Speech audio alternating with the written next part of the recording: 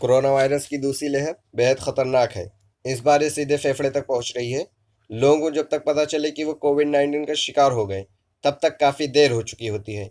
इस बार लंग्स को डैमेज करने के बाद कोरोना के लक्षण दिखाई दे रहे हैं। ये लक्षण पहले वाले लक्षणों से काफ़ी अलग हैं। इस बार 2 से 3 दिन में मरीज की तबीयत बिगड़ जाती है। कोरोना का शिकार होते ही उन्हें सांस लेने में तकलीफ होती है। और इस बार एक बात और सामने आई है कि लोगों में बुखार, खांसी के लक्षण दिखाई नहीं दे रहे हैं, फिर भी मरीज की मौत हो जा रही है। हम आपको कोरोना वायरस के नए लक्षणों के बारे में बताने जा रहे हैं। बिल्कुल भी हल्के में मत लीजिए। सिर दर्द, लाल आँखें, बदन दर्द, डायरिया और कमजोरी।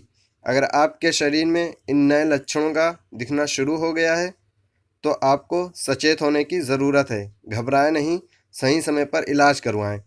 कोरोना वैक्सीन और लॉकडाउन की हर खबर पहले पाने के लिए चैनल को सब्सक्राइब करें और अपने दोस्तों के साथ शेयर करना ना भूलें।